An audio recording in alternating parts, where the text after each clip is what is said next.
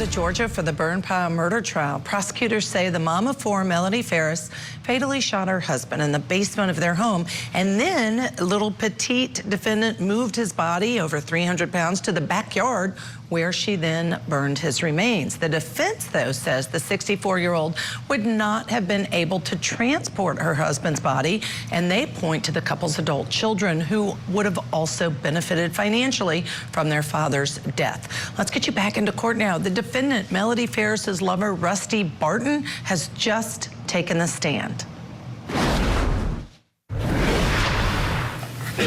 Mr. Barton, does that device work? Can you hear me? Yes.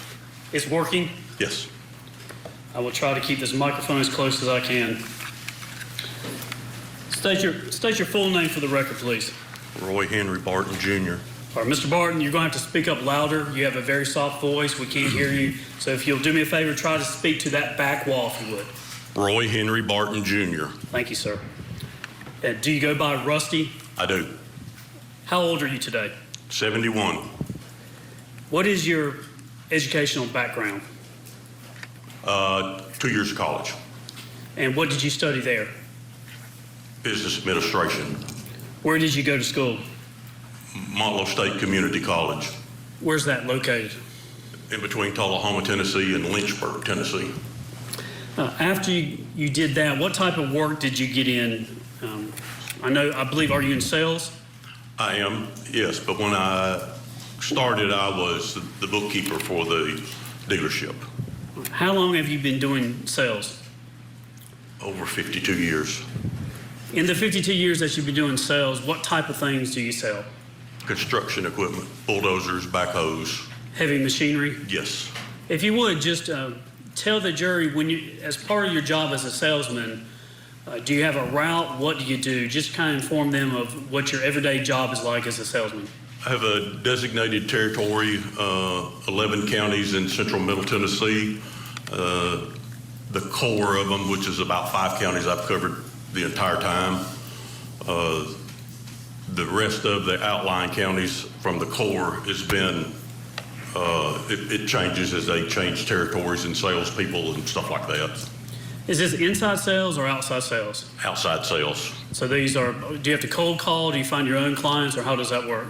Well, since I've been doing it so long, I do very little cold calling, but as new businesses start up, especially nowadays with landscaping. Is it John Deere, or what type of things do you sell? John Deere.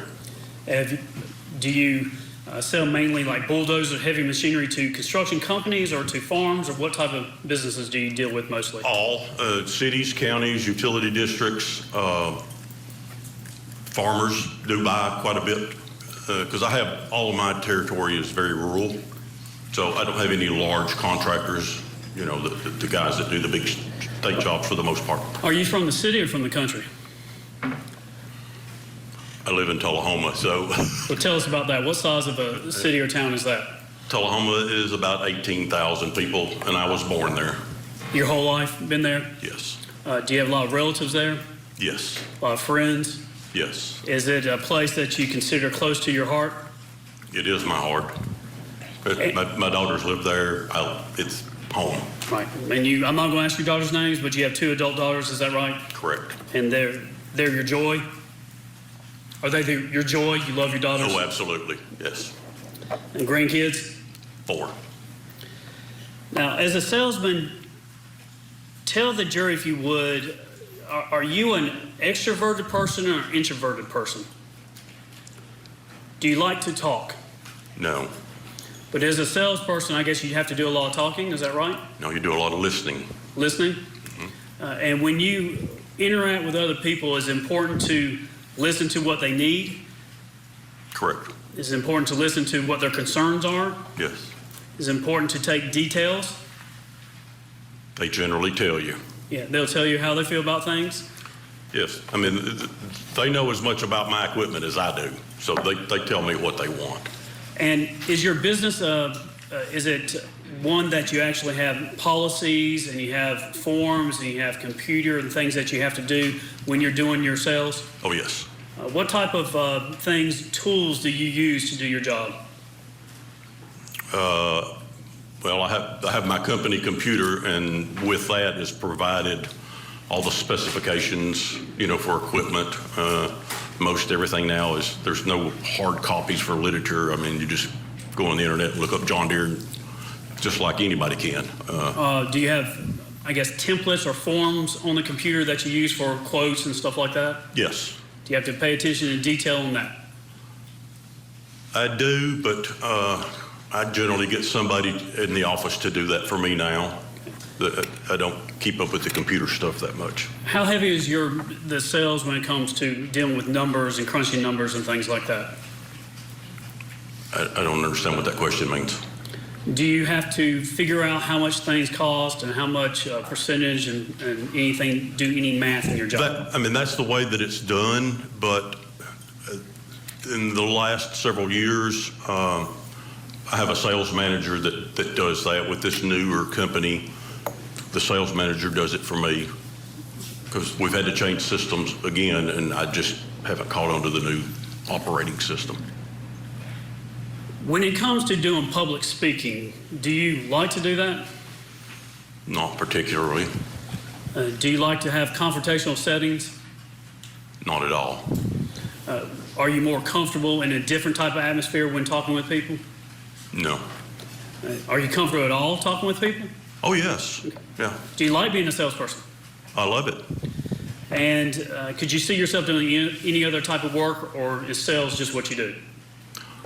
Well, considering I've been doing it for 52 years, I think that, yes, sales is what I do. Are you successful at it? I must be.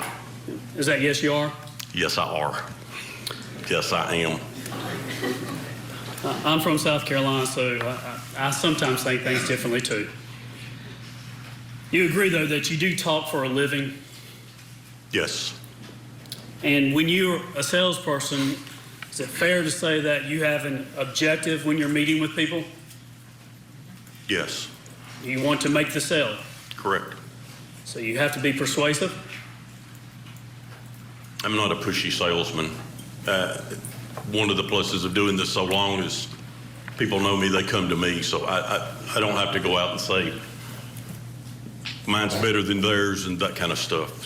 It's different than if you were a 30-year-old person out getting, new into the sales and none of the customers know you.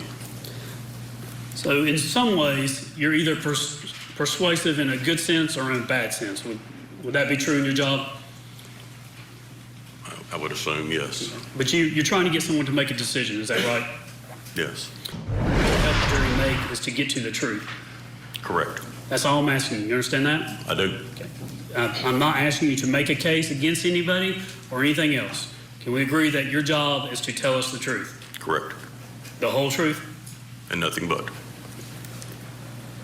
All right, let's go back to, you're from Alabama, is that right? Excuse me, Tennessee, I apologize. From Tennessee? I'm from Tennessee. Okay. And you are a Tennessee. There's a big difference. That's true. And you are a Tennessee fan, is that right? I am. And orange is your color, is that correct? That is correct. And how many, in your small town, how many people know your family? A good number. I'm amazed at times at how many people are there that I do not know. But because we have an Air Force base, there's a lot of people that come and go. And your grandfather was well known in the community? Correct. Was he involved in law enforcement? He was. Tell the jury about that, please. All of my young life, childhood life, up to my probably 20s, my grandfather was either the chief of police in Tullahoma or the sheriff of Coffee County, which Tullahoma is in Coffee County. Do you have respect for law enforcement? Very much so. Do you understand that they have a hard job to do some days? I do that. Even when they're investigating a former lover for murder? I do. Now, if I asked you if you were a fan of Detective Hayes and Detective Pope, which one would you be less of a fan of? Again, honesty is what I'm after. Okay. Who would I be less a fan of? Yes. Sergeant Pope. If I asked you to say between Sergeant Pope and Detective Hayes, which was the good cop and which was the bad cop when they talked to you? Detective Hayes was the good cop. Do you remember Detective Hayes here? I did not recognize him, but yeah.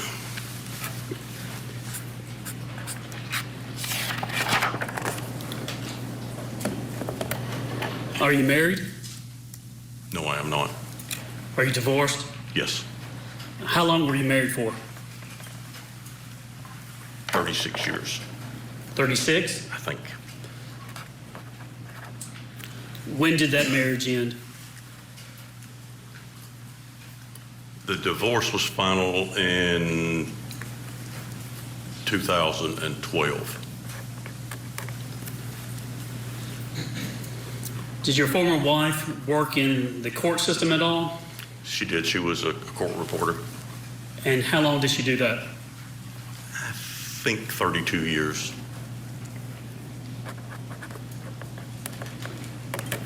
Did you have some idea from your family connections and from your former wife's job about the legal system or the legal community? Probably not as much as you would think, because I was never involved in anything with going to court or anything like that. My grandfather being the local police chief and the sheriff, you know, I was single digits teenager when he did most of that. And then my wife, when she was a court reporter, my biggest job was delivering transcripts back to people. Sure. Never thought you'd be in the middle of a murder trial testifying as a witness, did you? Never in my entire life. Do you want to be here? Not at all. You understand why you're here, though, right? I do. Are you an outdoorsman? I am.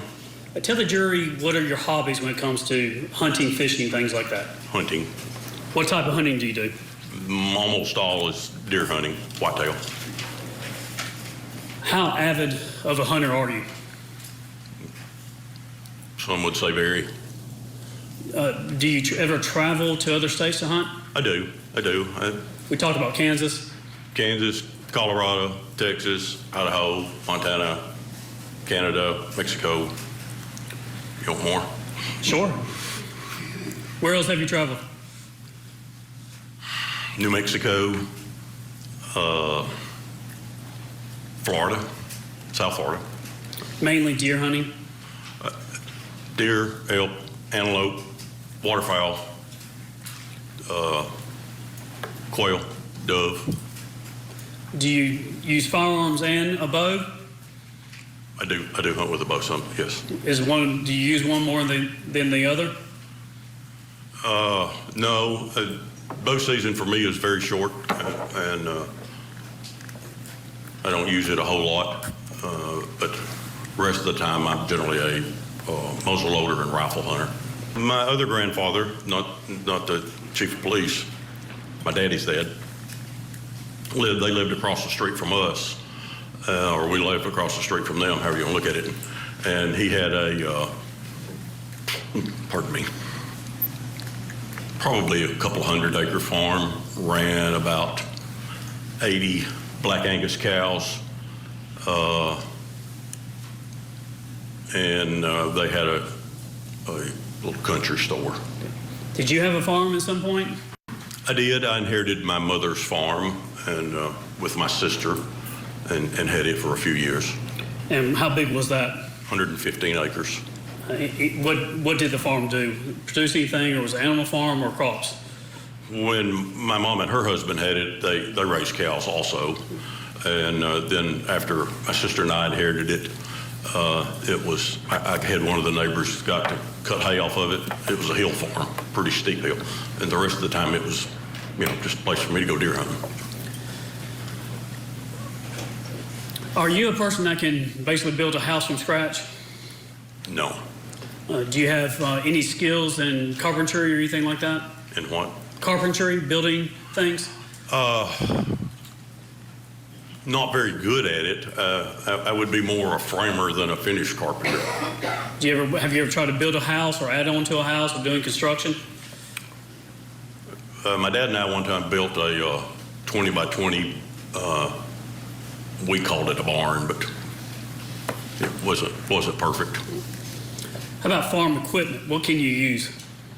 The only thing that I ran down at the farm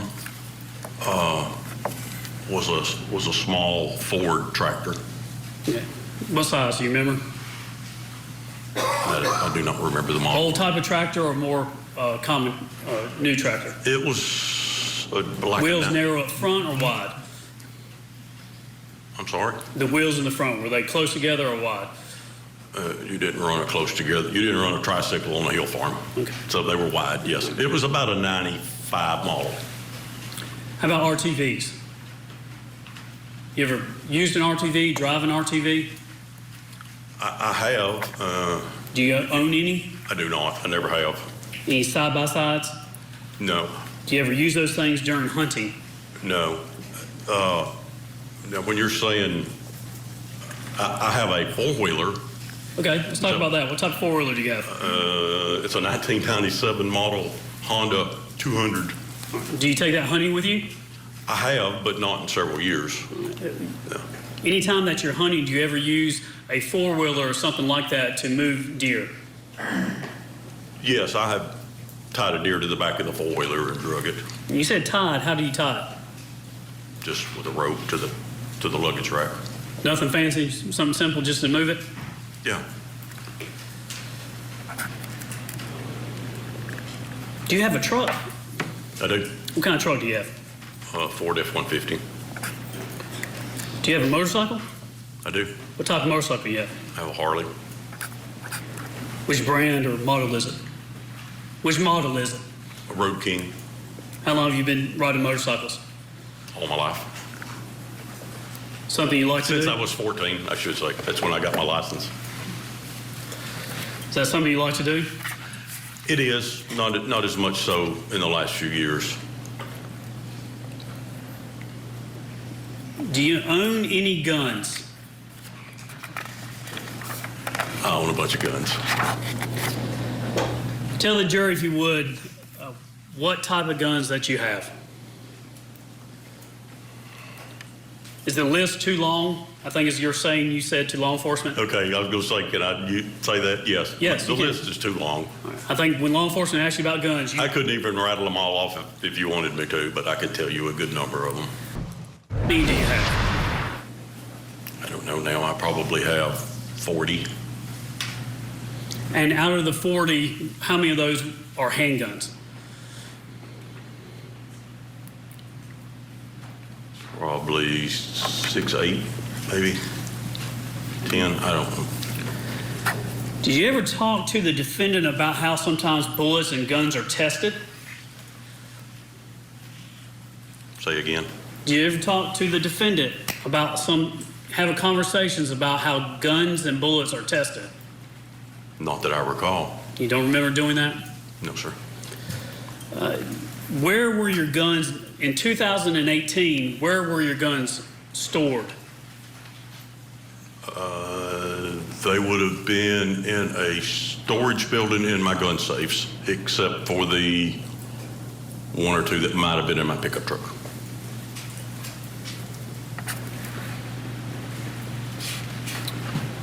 When law enforcement came and talked to you about this case, did they ask you where your guns were? To the best of my recollection, yes, they did. I mean, they were interested in your guns, were they not? They were. And they asked you where the guns were at? I don't remember them asking them about being in the storage building in a gun safe, but I think they just asked me what I had and if I had any, I guess basically with me. And I told them that I didn't have any on my person, but that I had, I think, a couple in my truck. You had 2 in your truck, I believe. Is that right? I think that's right, yes. .357 revolver and a .40 caliber Glock. Glock, yes. Did you voluntarily turn over or give the .357 to law enforcement in this case? I did.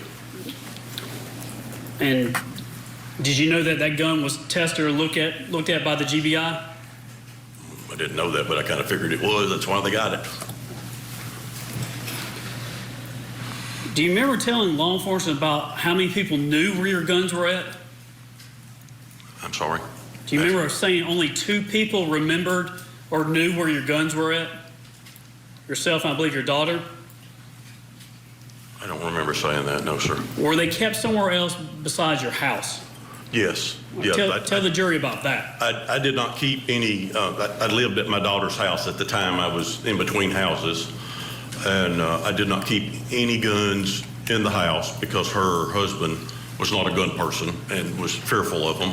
And so I kept them, and I had 3 gun safes, still do, and I kept them in a storage building, I don't know, a few miles down the road. And so all the guns were in there except, I guess, those 2 at the time that were in a bag in the kind of the back floorboard of my truck. Do you remember when law enforcement came up and executed a search warrant to look at your guns? Actually, I don't think they had a search warrant. They did for the house, and I guess they were looking for guns. That's fine. Do you remember them coming up looking for your guns? Yes, I do. Now, you're junior, Roy Barton Jr., is that right? That's correct. Your dad is senior? Yes. And I'm sorry, I know he's passed away. I'm not trying to go No. down that or anything, but did he have a lot of guns? He had several. Most of them had been rolled down to me at this point. Did he have pistols? I think he had 3. Were any of those a .38 special? Not that I'm aware of. Do you know where those guns were at in 2018? I do not. Do you remember telling law enforcement that they were in Martha Jane's house? With that, yes. I mean, I thought you meant like specifically in the house. No, they would have been there at Martha's house. Yes. Wherever they were at in the house, is that right? Correct. But you don't know exactly what pistols he had, is that fair? No, he had a Colt Python 357. He had a Browning 22, I think they called it a target pistol. And then he had gotten Martha Jane a pistol, and I really don't know what it was. Had a .357? I do not know. I want to talk about Martha Jane. Who is Martha Jane Barton? She is or was my dad's wife, second wife. So stepmother? Yes. What year did they get married or come together?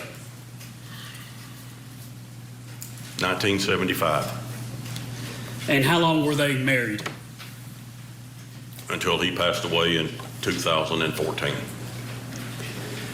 In 1975 from 2014, where did they live? They lived in the house that I was raised in with my mom and dad on Avoca Road. And then a few years after they got married, they built a new house on what's Carter Blake Road. And Martha still lives there. Okay. How old is Martha today? I think she's 83. How would you describe Martha?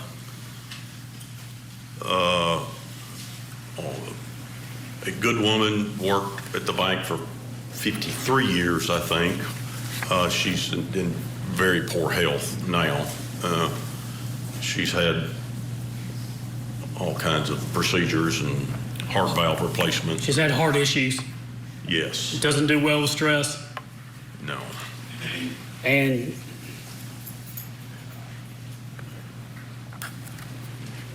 but in Tullahoma today, she lives still in the house. Yes, she still lives in the house by herself. Now help explain to the jury the relationship between Martha Jane. Sometimes y'all refer to her as MJ. Is that right? That's correct. So the relationship between Martha Jane and the defendant. Martha and Melody's mom were first cousins. So the defendant would be second cousins to Martha. I don't really know how all of that One works. level down. Yeah, because So there's related- first cousin twice removed, and Sure, related by blood, but referred to as cousins, is that? Yes, And you would be the stepson of Martha Jane. correct. When it described to the jury the relationship through the years and how close they were, the defendant and Martha Jane. Very close. My dad, when he was alive, he was not much of anybody of a man that wanted to drive. Martha always drove, so anytime Martha needed to go basically anywhere, which most of the time was to go to Nashville to the heart doctor, Melody would come up and get Martha and then drive her to Nashville to the doctor.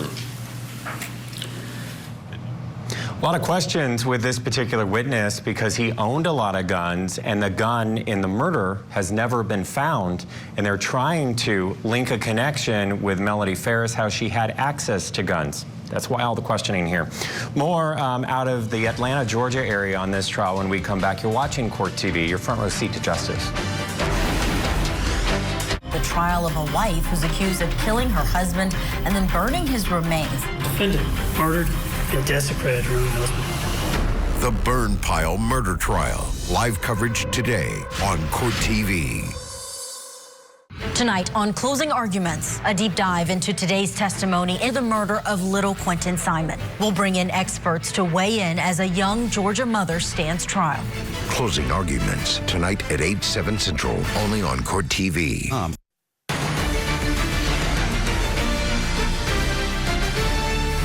Welcome back to Cherokee County, Georgia for day 8 of testimony in the Burn Pile murder trial playing out there. 64-year-old Melody Farris is accused of fatally shooting her husband Gary and then burning his remains over the 4th of July weekend in 2018. Melody, who was having an affair with a man named Rusty Barton, had a strained marriage with her husband, a well-known Atlanta area attorney. Prosecutors say the motive was money, but the defense says that Farris was never denied money in their relationship and that their 4 kids would have also benefited from their dad's death. Let's get you back into court now, where Rusty Barton is on the stand testifying about how he met the defendant through his stepmom. You describe the defendant's relationship with Martha Jane more akin to a mother-daughter. Very much so. If you could say, who does the defendant love the most in the world, where would Martha Jane be on that? Very high on that list.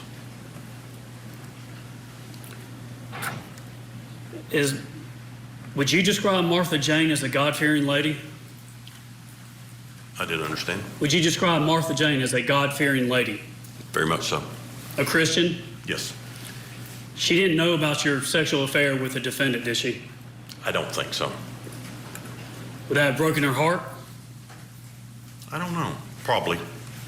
She'd been disappointed in you? Yes.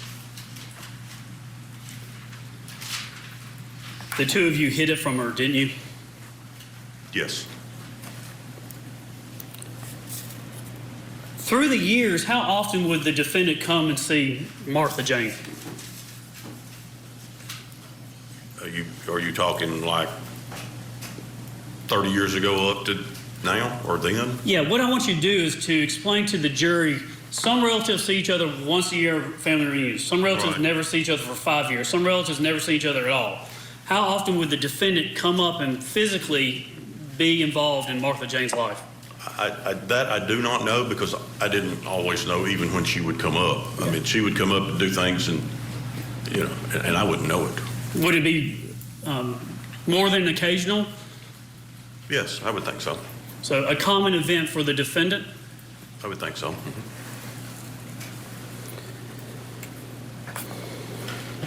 A lot, I guess, is another way to say it. That's a relative question, so I don't know. Again, I didn't know every time that she came up through the years. Sometimes it might be weeks later, my dad would say that Melody had been up. Well, when they would see each other, would the defendant come to Martha Jane's house or home? Yes. And would she be family and have access to the home? Yes. Come and go as she pleased? Yes. Full access to everywhere in the house? Yes. Could even come to the house when Martha Jane's not there? Yes.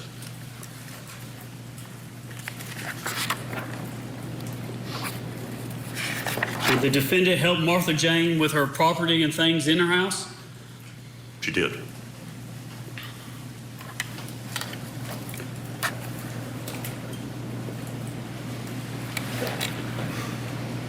I want to talk to you about the defendant.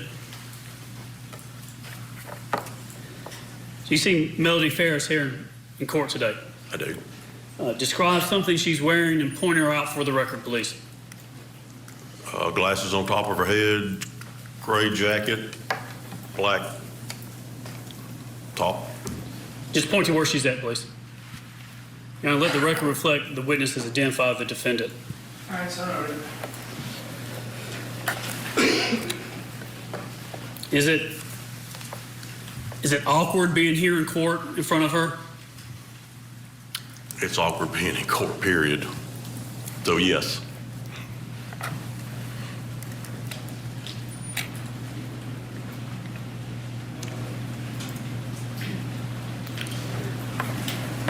When it comes to your feelings for the defendant at this moment, how much love do you have for her? Don't know that that's a measurable item. That's what you have to do in court, sir. Tell me how much love you have for her right at the moment.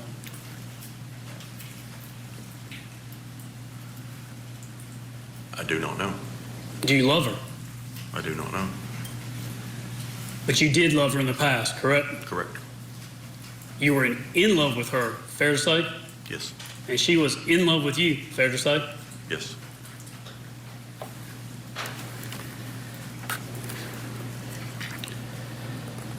Now, you've had an opportunity to listen to some of your recordings in this case. Is that true? I have. And you know that there are recorded jail calls and other calls with you and the defendant? Yes.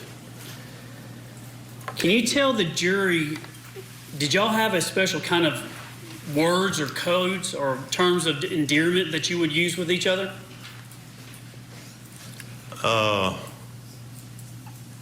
I'm assuming that you're thinking about some of them. Yeah, we did. Like what were some of those phrases y'all would share all the time on the phone or when you talk? One of them would be all. A-L-L, all, Yes. right? Uh-huh. What does that mean? At the time when this was, you were still together. Yes. Yeah. Are you telling this jury today that y'all are not together, right? Correct. Right. At the time, even after the arrest, when you were still together, what did all mean? It meant, and it kind of started back when Dad got sick and Martha was having the heart surgery. You know, don't know what we would have done without Melody being up there taking care of Martha, because then I was having to take care of Dad. And so we talked most of the time. We talked several times every day, and it was, okay, all. We got this, get started, do the day, you know. To encourage one another, maybe? Yeah, just, you know, okay, you take care of this, I'll take care of that, and we get through the day. Would that encapsulate for better or for worse? No. It wouldn't? No, it was not I wouldn't put it as an emotional love you kind of thing. It was a let's go tackle the day kind of thing. But you would say that to her and she would say that to you during this investigation and after the arrest. Is that true? It is. So it applied to this situation. It means just handle the day. Do what's got to be done. So my question is, strong. My question is, yes or no, it does apply to her murder charges?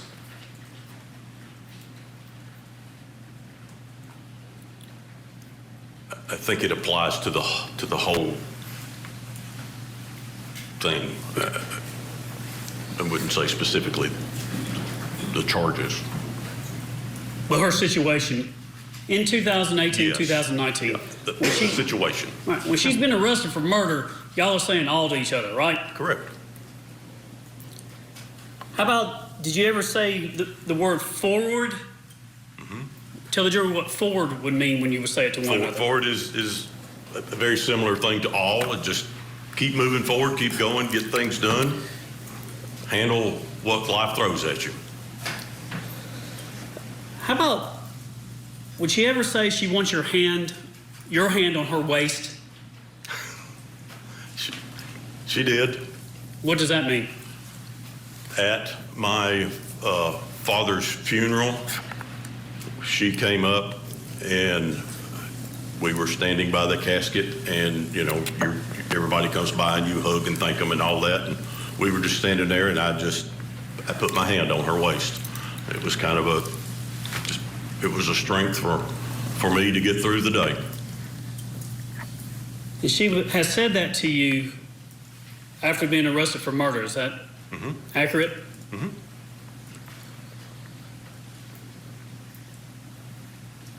What age did you meet the defendant? How old was she? The first time I met her, I think you met her when she was 15, that would probably be about right. 1975? Correct. Where did y'all meet? At Dad and Martha's wedding. Really? Mm-hmm. And what did you think of her when she was 15? I don't even remember her. Do you remember when her and Gary got together? Because they got together young, I believe. Mm-mm. So at 15, how close were you with her during her teenage years and early years? Not at all. Not at all? Not at all. Just kind of knew of her? You just knew of her? Yes. Get to 2014, but before then, how often would you see her? Rarely. Very rarely.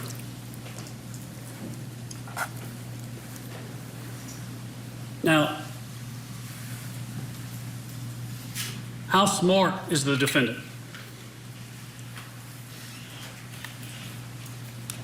I don't know. Is she smart or not smart? Well, I would consider her smart, yes. Would you consider her hardworking? Yeah, very. She didn't suffer a slacker, did she? She didn't like lazy people. She was not a slacker, no. She didn't like lazy people, did she? No.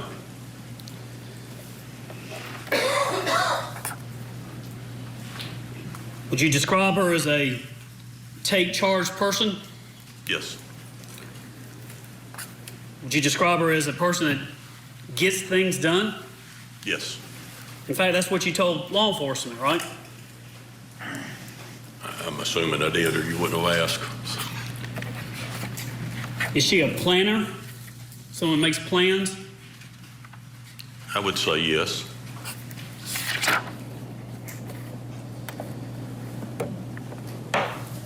Does she have a backbone? Yeah, she does. In fact, I believe in 2014, you first talked about it. How much did she help with Martha Jane and your father during that time? Oh, she was an absolute tremendous help. I don't know what we would have done without her. One time she was up, and of course, Dad and Martha both, Dad had a stroke, went in the hospital, then went in the nursing home, and he never came home. And Martha, then during that period of time, had tests and then heart valve replacement. And one of the things that happened was the sewer system backed up and flooded the house, and she met with the septic tank people to get it cleaned out. So, She gets things done, doesn't she? yes, She gets her hands dirty, doesn't she? yes. All right, let's look at March of 2014. Why is that month and year significant in the context of you and the defendant? Say it again. March 2014.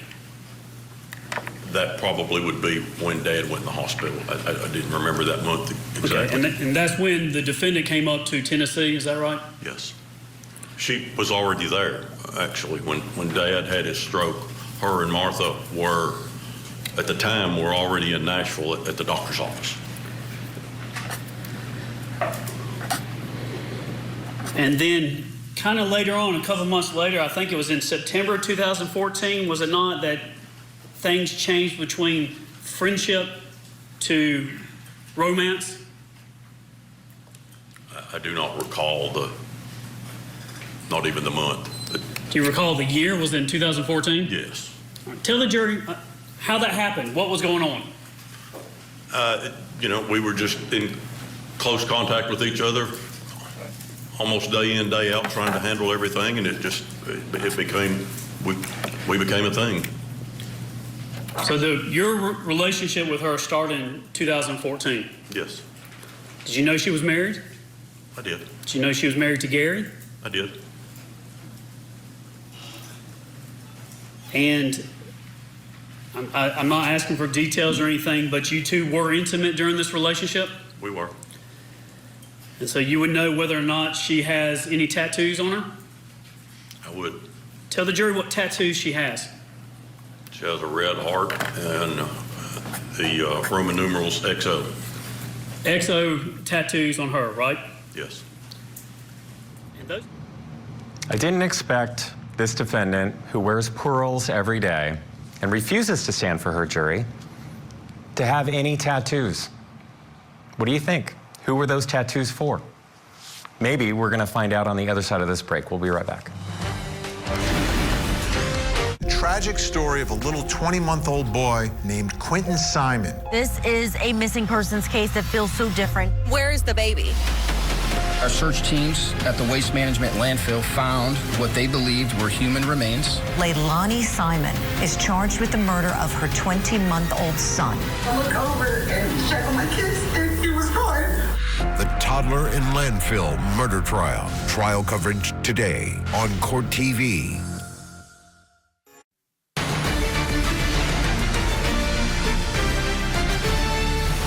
Happening now in Georgia, it's day 8 of the burn pile murder trial for defendant Melody Farris. She's accused of fatally shooting her husband Gary and then burning his remains in their backyard in 2018.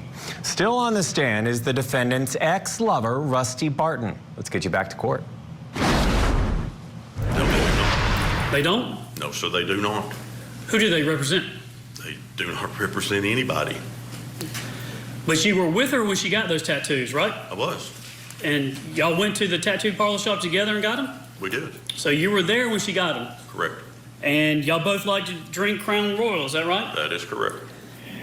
And so you're with her when she gets the tattoos, then she gets the tattoos, and it's both of the drinks that you like, is that right? Yes, the XO is for the Crown Royal XO. How about her phone having XO in it for you? Do you know anything about that? No, I didn't know that. Do you know if she's ever referred to you or the number for you as being XO? I do not recall that. You didn't know that or don't know that? I do not recall that, so I don't know whether it...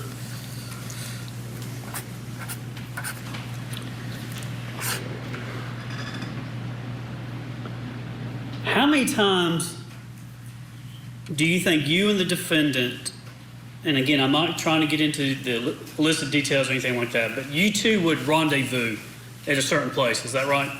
Yes. What city would you both meet up at? Dalton, Georgia. And Dalton was about 106 miles from Tullahoma, your home, is that right? Yeah. Takes about an hour and 45 minutes to get there? Roughly, yes. Do you know it's about 80 miles from her former home in Cherokee County? I just kind of figured it was about halfway. Takes about an hour and a half from her house to get there, is that right? That I don't know. But I guess the point is, why y'all were meeting Dalton is because it was halfway between the houses. Right. And when you met in Dalton, there's a certain exit that you would meet at. Correct. What exit was that? 333. 333. What hotels would you stay at there? Mostly the Super 8. How many years were y'all meeting up there? From 2014 to 2018? Yes.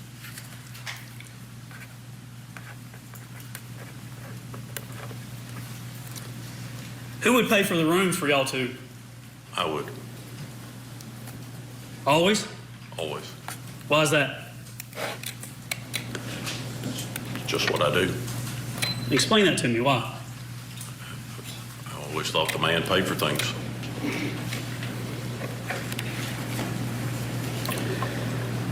In the beginning, I think, did y'all meet there monthly?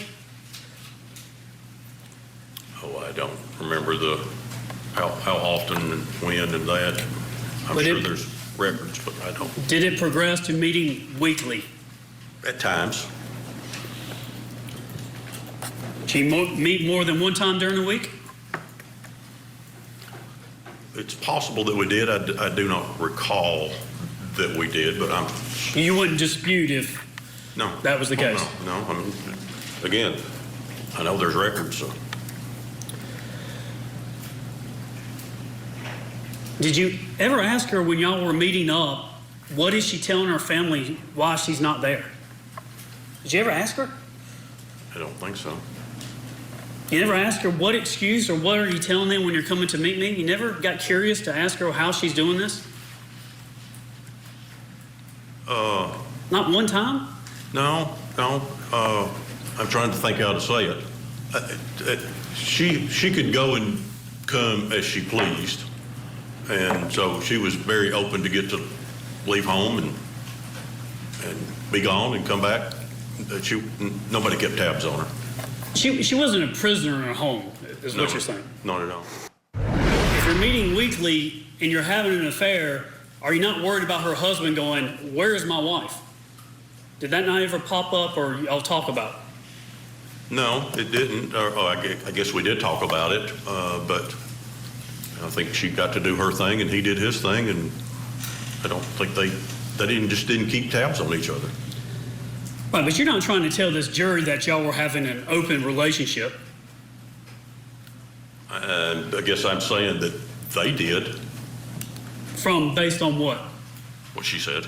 What she says? Yes. Okay. So were y'all open at the wedding, Emily's wedding, going around openly engaging in a romantic relationship at Emily's wedding? Is that what you're telling the jury? I don't recall us being very openly romantic at the... Right, that's the point. You weren't, correct?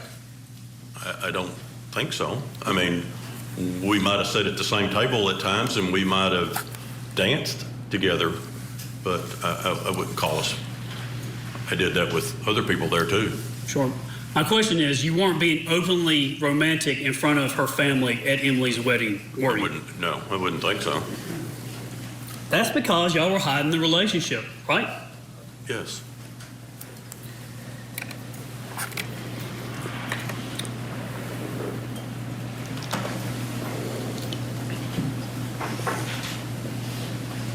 Now, you had a girlfriend named Christina Grant, I think in 2017. Is that right? I did. And you were hiding the relationship that you had with Melody from her? Correct. And she did something that you did not want her to do. Is that fair to say? Yes. Tell the jury what she did.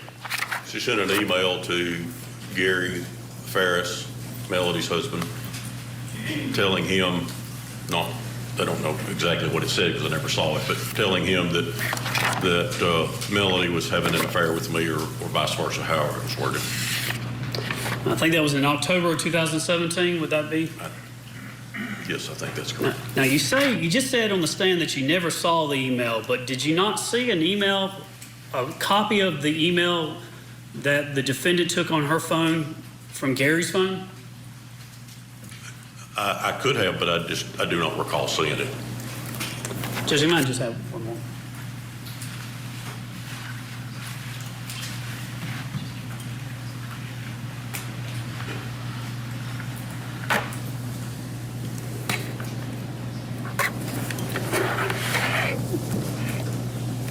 But you did talk to Christina about the email she sent. I did. What did you tell her to do? I don't remember what I told her to do. I just told her that what she had done was pretty stupid and she shouldn't have done that. Did you not tell her that to tell Gary it was just a rumor? Do you remember telling Christina to get back in contact with Gary and let him know that it was just a rumor because he's a lawyer and he would understand a rumor? I do not recall that, no, sir. Were you concerned that because Gary was an attorney that he could drag her information and her lifestyle into a court? Yes. Do you recall telling Christina that he could bring you in and ask you about your sexual partners or things like that? Say again. Do you remember telling Christina that you were concerned that Gary could bring her in and ask her about her relationships with other people? I do not recall that, but I could understand that I might have said that.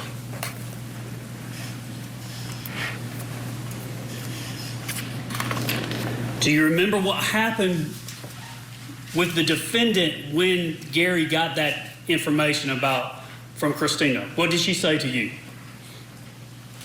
What did Melody say to me? Yes. That Gary came into her room and told her that he had gotten that email. And how did she feel about that? How did the defendant feel about Gary finding out from Christina? I think she was just upset because Christina had done that. Mad at Christina? Yes. Mad at you? I don't think so. She's very forgiving towards you? I don't think at that point I'd done anything wrong.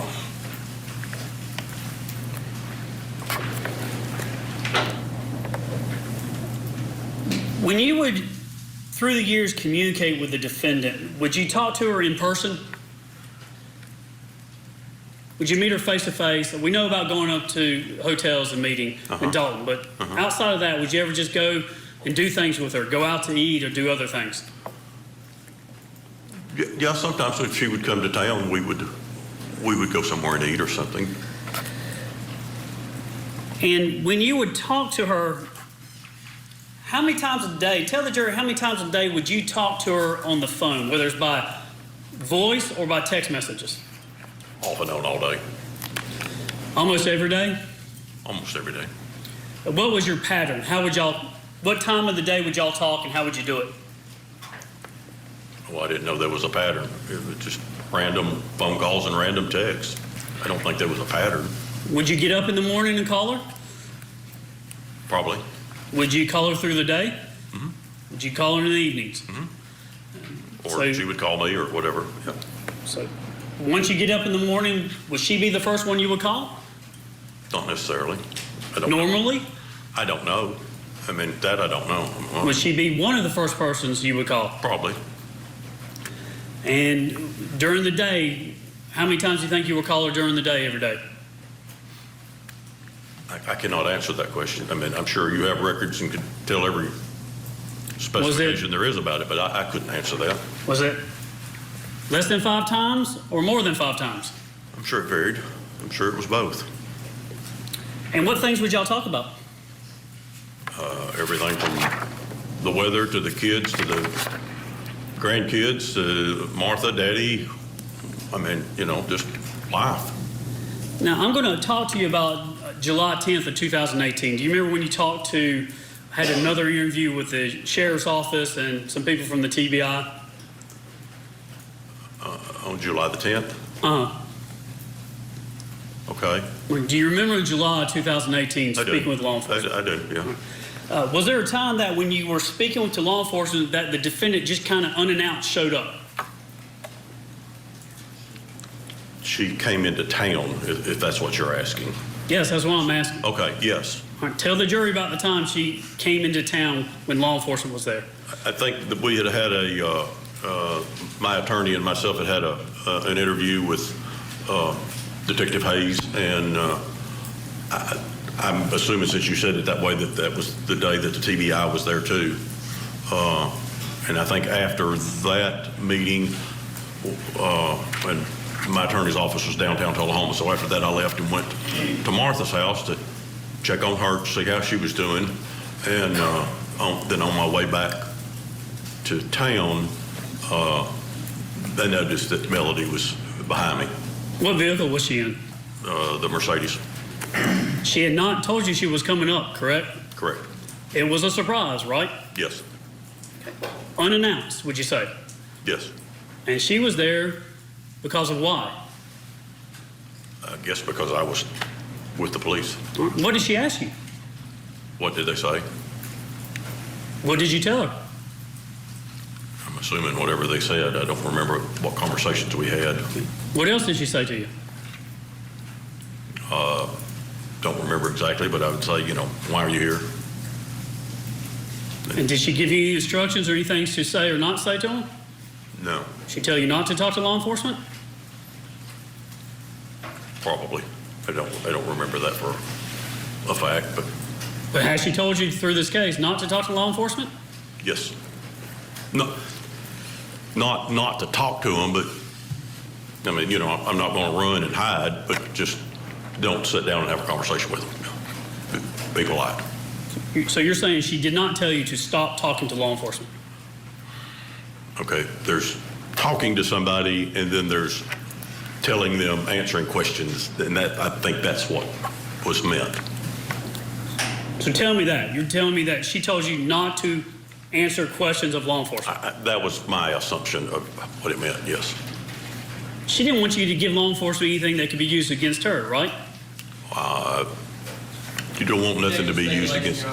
Judge, he can answer. He's not speculating. He talked to her and had face-to-face conversations. He doesn't know what she was thinking, so he can answer what she said and maybe how he interpreted it. Go ahead and answer the question. Sir? You can answer the question. Did she talk to you and tell you not to talk to law enforcement because they were trying to get information on her? I don't think it was spread out verbatim like that. It was just, don't talk. I mean, it wasn't about anything else except the murder case, right? Correct. It didn't have any, I mean, there's no other reason you're talking to law enforcement, is there? No.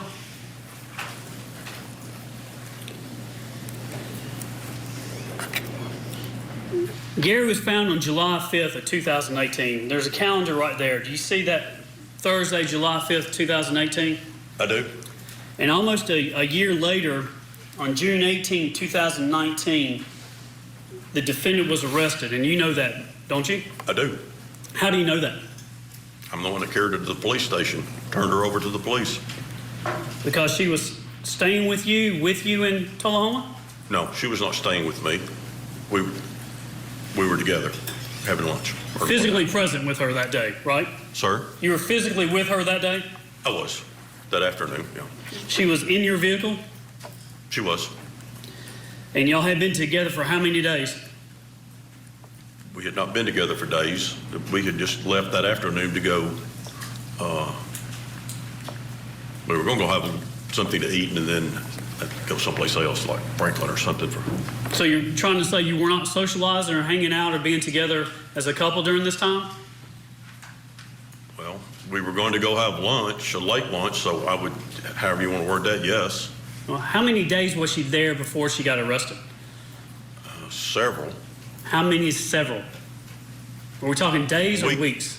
A week or 10 days, I recall. Probably every day, wasn't it? I wouldn't think so. The day of the arrest, you actually, when she was in the car, you brought her to the police department, I believe? I did. And then after she was arrested, you talked to her on the phone numerous times, is that right? What time frame were we talking about? In June and July and other dates after she was arrested?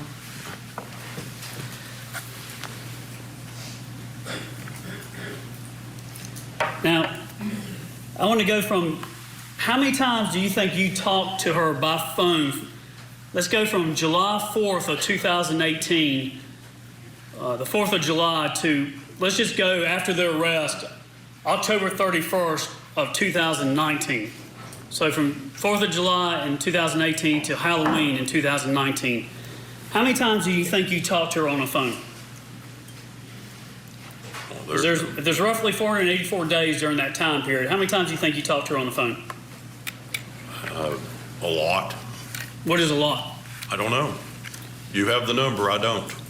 More than the number of days? I'm sure. How many text messages do you think you shared with her during that time? You have the numbers, I do not. How many times do you think you said, I love you, or something all or for to her during that time? Every day, probably. Or every day we talked. Because you were there to help her, right? Of course. You loved her, right? Yes, You were supporting her, right? I was. You're going to do what you can to help her out of this fix, right? I was.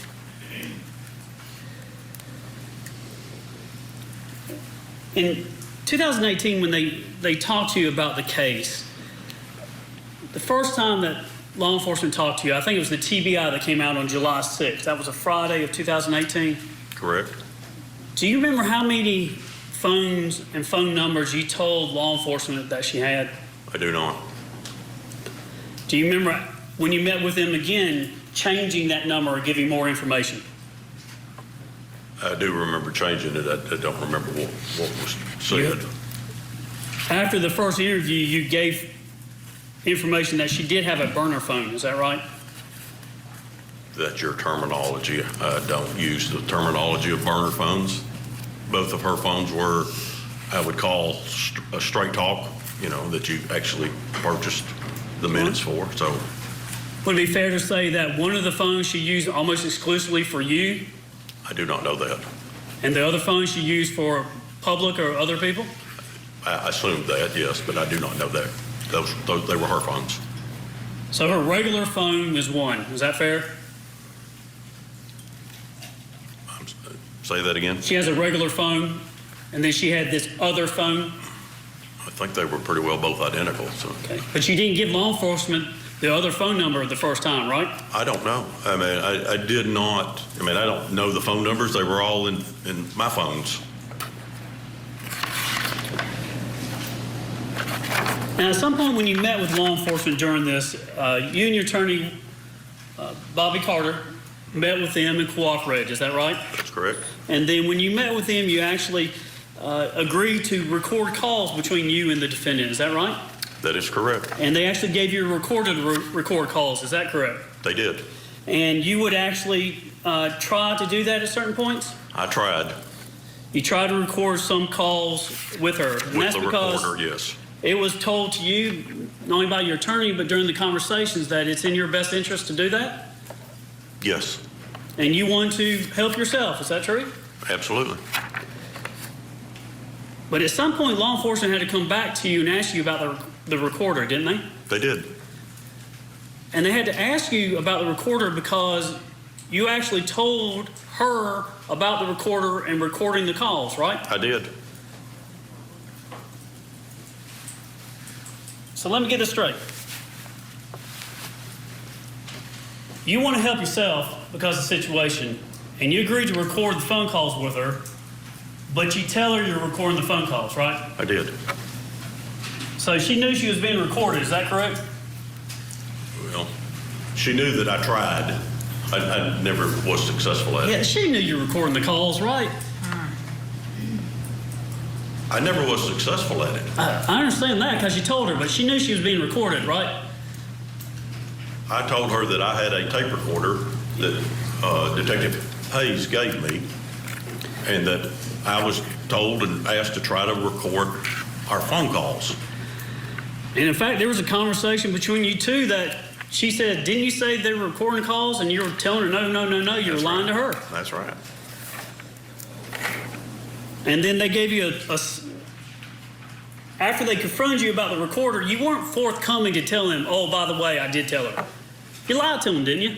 I did. You told them you weren't recording. You didn't tell her you had the recorder, right? You're correct. And then they had Calios, the software on your phone that would record calls without having a recorder. Would that be fair? Yes. And you recorded a lot of those calls, right? The way I understood how this worked, they put something on my telephone, and I mean, it was very odd the way it came through, but it came through, and then I would answer the phone, but at the same time, every phone call that I got from her through this system, also went directly to Detective Hayes. Right. And then I'm assuming was also recorded. And counsel's going to ask you about those calls and what was recorded on those. But you agree with me that when they started doing the recordings on the Calios, that system, that was after you told her about the recorder, right? Yes, yeah. We went to that system after we tried the tape recorder. All right, help me on this timeline. She's arrested June 18th, 2019. This calendar's not up there. June 18th, 2019. And then on June 25th, 2019, you come back to talk to law enforcement with your attorney to give some more information, right? Okay, you lost me. Say that again. The last conversation you had with law enforcement, the last recording, you recanted the statement you given earlier. That was not the last time that I was with law enforcement. That was the next to the last time, I think. Okay. In June of 2019, after the defendant was arrested, Right. you did have a conversation with law enforcement. Is that correct? Yes, I think they came back the next week. Okay. That next week, when you're talking... All right. A lot going on this direct examination. Let's bring in quickly our guest still with us, criminal defense attorney Marie Pereira and deputy public defender Philip Dubé. Philip, I'll start with you. Like I said, there's a lot going on here. They need to get certain information from this witness. He's giving it to them. He's a little reluctant. Not sure how helpful that is for the defense. But they're also trying to show that these are people who were acting in a duplicitous manner because later, he's going to give some information. He changes his mind, changes his story. So they want to show that he's willing to lie for her so that later, when this information is brought out, people might understand that he's lying for her again. Well, frankly, he strikes me as being a Southern gentleman, frankly. He comes off quite urbane and debonair to me. And I think initially he was trying to protect her because he probably thought she was falsely accused and could not believe that she somehow got roped into this type of an investigation. And in his mind, he had psyched himself up into believing that there's no way that she had a hand in this. So in his own way, though, as the cops kept infiltrating him and narrowing in on him, he probably started getting scared and started to wonder if perhaps it might have some modicum of truth. So he started to cooperate, and you got to understand, he's just a layman, but he comes off genuine, sincere, authentic, and he had to get counsel. He was scared. He didn't know what to do. So I don't know. I think he's coming off quite credible in front of the jury. I'll be anxious to hear what he has to say from now on, actually. I got to say, Philip and Matt, I'll address it to you. He did say that he told her he was recording her. Right. But then he didn't tell the detective that he told her he was recording her. That, to me, says, look, all the gentleman stuff you want, yeah, but he's willing to lie to police for her. So I find that very interesting for that reason, that point that you're making. And then also, Marie, for the fact that in 2019, there's the recorded phone call where prosecutors are trying to use it against this defendant. If she already knows that she's being recorded and she makes a statement to the nature of, if you keep on talking like this, you're going to get me in trouble. I'm paraphrasing. I mean, does it have the same weight for this jury, Marie? I think him being on the stand and testifying like he did, this is almost like a hybrid direct cross. And it's showing that he's a biased witness. He's in favor of her. And it just really shows a consciousness of guilt when you have him saying on the stand, she told me not to basically cooperate with the police. And that, they also made him admit she's a woman who gets things done and she's not afraid to get down and dirty. This is all consciousness of guilt. And then if the defense wants to call him, they're deteriorating his veracity right there, his truthfulness right there. So it takes the sting out if the defense wants to call him for anything, because he's made out to be a double-sided, debonair liar who is just confused because he's so in love with this woman. Debonair at the Super 8. That's my point. Okay. And then she's driving his car. Yes. Yes. As the consciousness of guilt when she's visiting him after she knows police is there. That's interesting, too. Yeah. All right. Our thanks to Philip Dubé for joining us for this hour. Marie Pereira is going to be sticking around. Folks, stick around because we're going to have a lot more testimony, a lot more of Rusty Barton on that stand. Still a lot more to come out. So keep it here on Court TV, your front row seat to justice.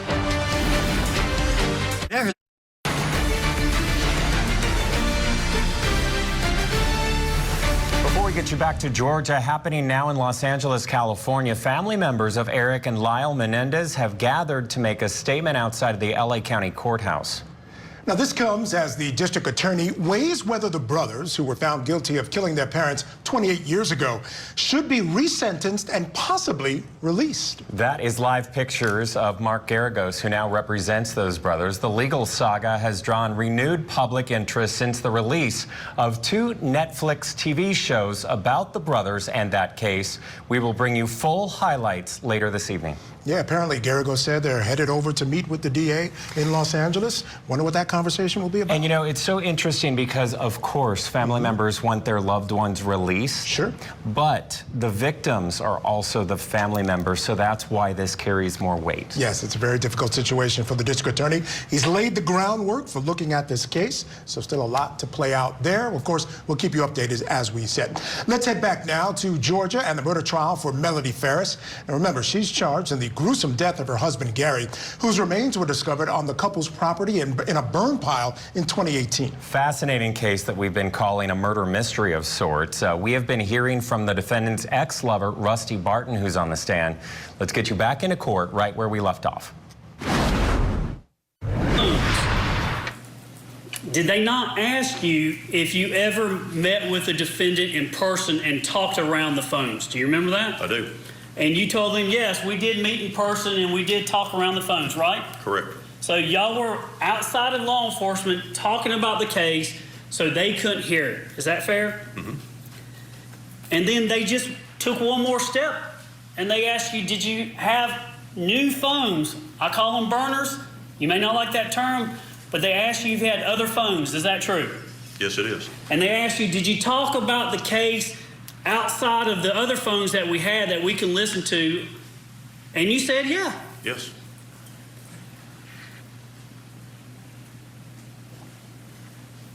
So is it not true that you were telling her the recording, I'm talking to them, don't say anything that you can incriminate yourself? No, that's not true. It's not true. I didn't say that. Not one time. No, sir. It wasn't even implied one time. Nope. So why are you having these other phones to talk outside of the phone calls? I wanted to make her comfortable so I could find out if there was anything that wasn't known. You want to make her comfortable. So you just had to go buy these other burner phones so law enforcement didn't know that y'all were talking? Correct. You agree that's suspicious, right? Of course it is. And you're doing it, correct? I did. With a woman charged with murder and burning her own husband, right? I wanted to know. But you didn't tell law enforcement until they pulled it out of you, right? You're not going to put a banner up. I tried to find out. I wanted to know.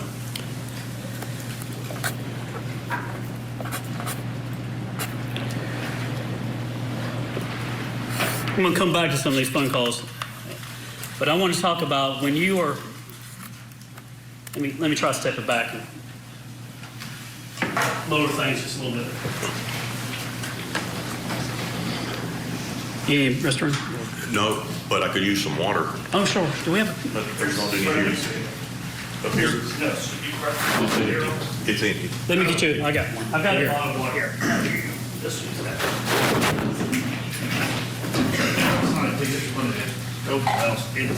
There's barely enough there. Oh, okay. Thank you.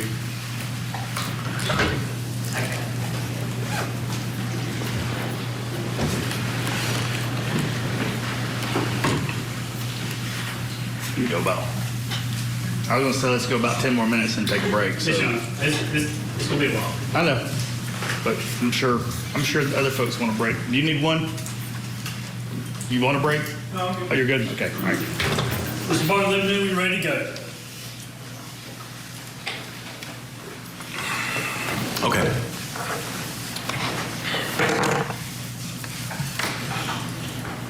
When you were in the relationship with the defendant, you did or have some future plans to be together? It was talked about. No plans. No plans? No plans. None. No specific plans.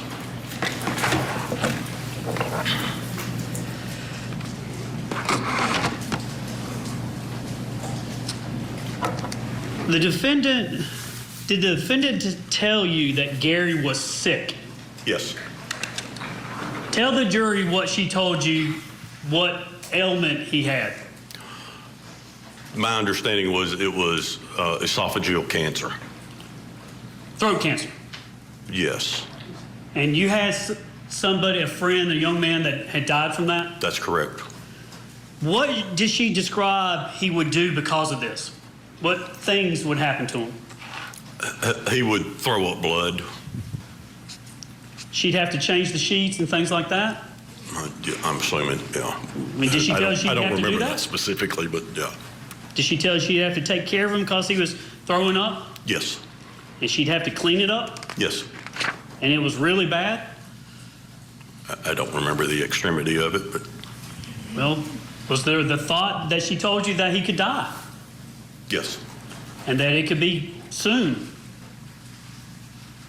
Again, I don't remember a time frame on it, but All right. yeah. But you did have a plan that when he died from a natural death that y'all would hang out for about 6 months and see how things went before you started dating or getting together.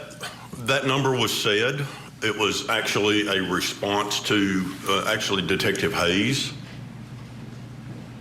So that was a plan, 6 months or so, and see how it went? It's not a plan. It was just a speculation, a spot. But you did that to let things settle after Gary passed, right?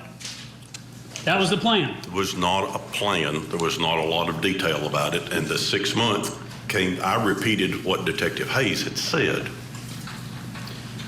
And you said that was so the family could see how the family responded to the relationship. Is that true? I don't know. Did I say that? That's what I'm asking. Do you remember saying that? I don't know.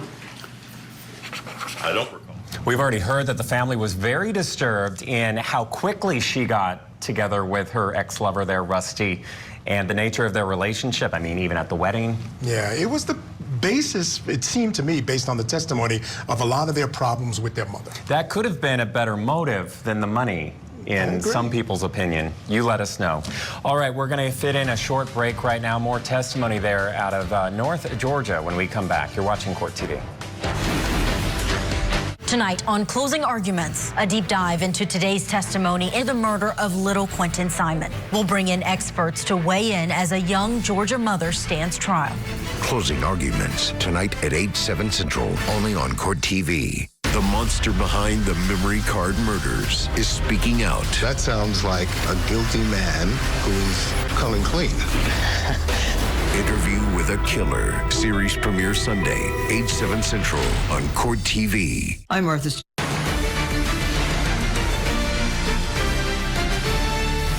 Big day here at Court TV. We are hearing compelling testimony out of the state of Georgia in the burn pile murder trial for Melody Farris. She's accused of fatally shooting her husband, Gary. They were together 38 years and then burning his remains in their backyard in 2018.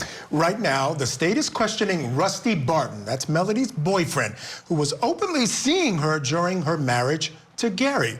Let's go back for more of his testimony on direct examination. On the internet. I do. What type of wedding bands did y'all have in mind? Let's not say a plan, but what type of idea did y'all have and what type of wedding bands did y'all want? We talked about plain gold bands. To the degree that you would have these wedding bands, even if you weren't married, you would kind of go through the motions and hold yourself out like that, right? Correct. You don't think that's a plan? I don't think it's a hardcore plan. Huh. You just don't want to say plan, right? That's your words, not mine. No, sir. You had plans for wedding bands, and you searched for wedding bands, right? I did search for wedding bands. In fact, in June 28, 2018, you were searching for wedding bands for her, right? Probably. Yeah. Could have been Christina, but probably. Because I also looked up black diamonds, too. So it could have been for Christina? Sir? For Christina? Uh-huh. Did you see that?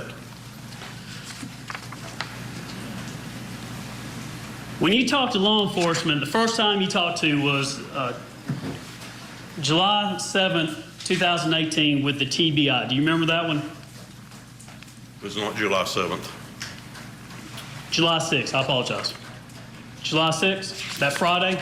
Yes. So on July 6th of 2018, you talked to the TBI.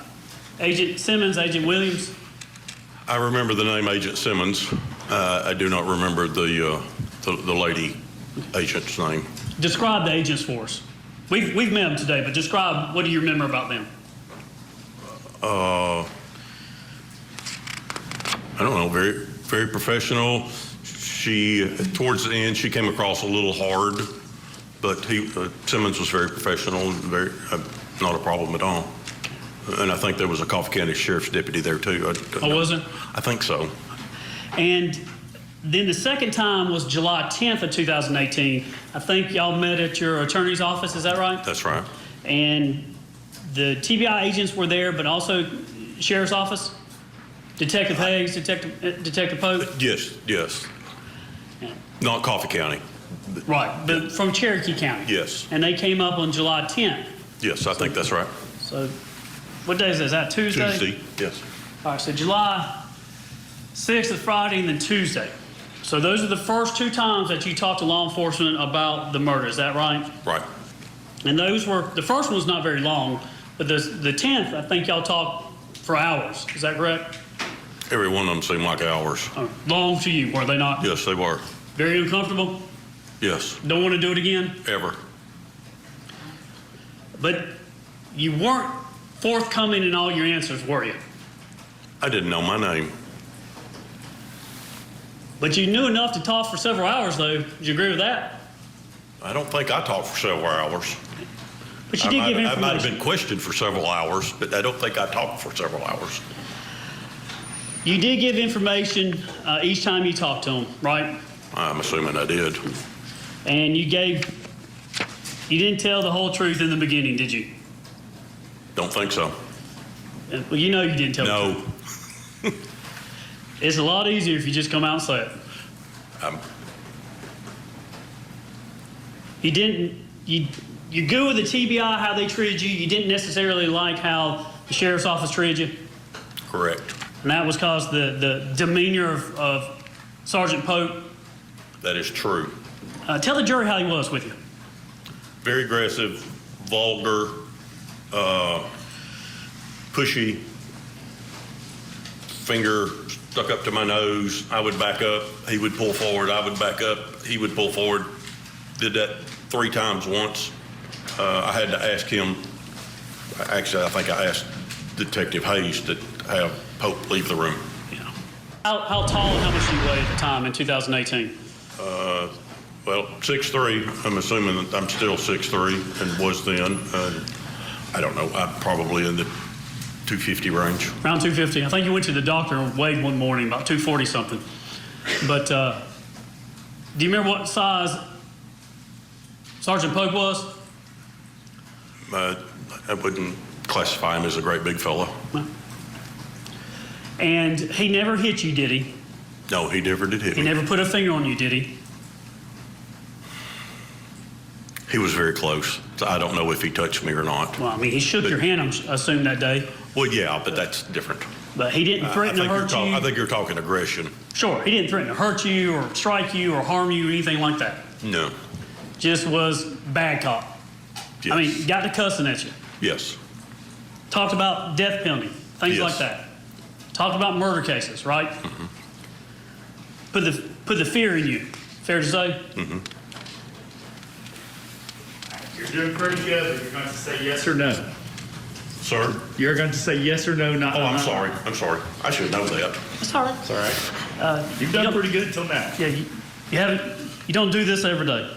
I mean, at one point he talks about the serious nature of the case, and they expose you to how serious of a case this is. Is that fair? Yes. And do you understand when someone's murdered and then burned, that is aggravating under the law? That is very serious. Do not know the terminology, but it is serious, yes.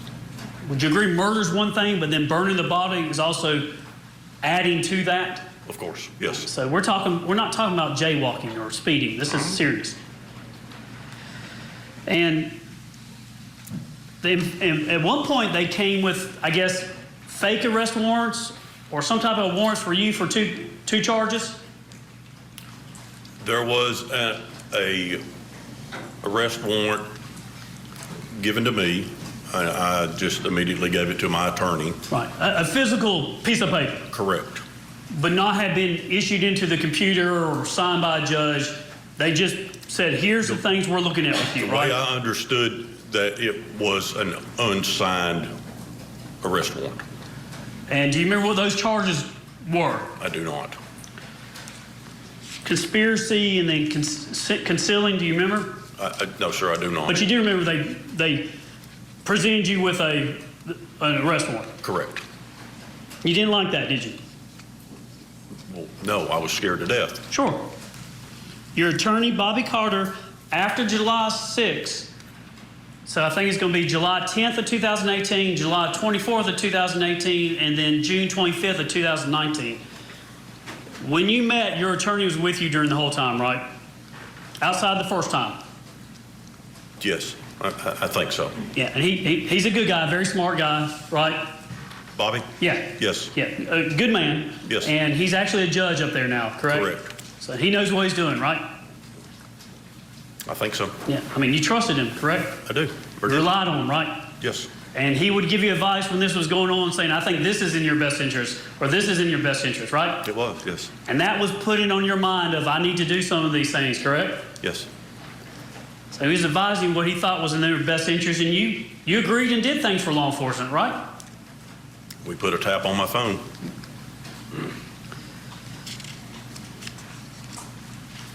In fact, do you remember that during some of these meetings with law enforcement, y'all would be getting at it, and you'd have to stop and go out and meet with Bobby, and then y'all would meet and confer, and you come back in, and then y'all would talk more. Is that fair? That's fair.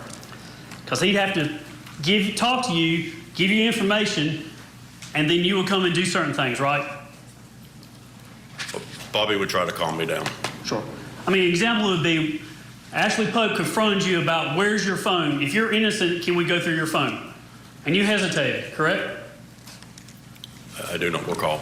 Do you remember going out, getting the phone after talking to your attorney, and then giving them the phone so they could try to dump the contents? I do remember giving them my phone and them trying to dump it in some electronic box there at Bobby's, and it didn't work.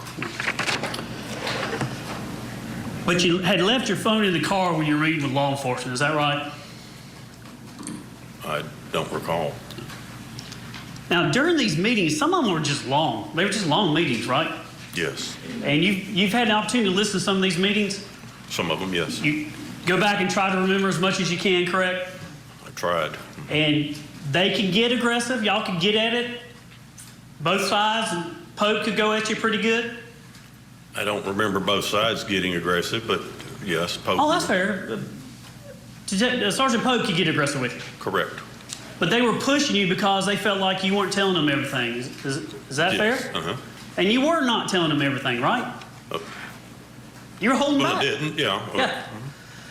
But then at the same time, did you listen to it? Could you hear? Y'all sat around and ate candy together. You remember that? Mm-hmm. Y'all, I mean, I know you don't like watermelon because you didn't want watermelon during these meetings, correct? Correct. So during these heated meetings and when things are getting fierce, y'all could at the next moment get together and eat candy. So it just went up and down, right? Mm-hmm.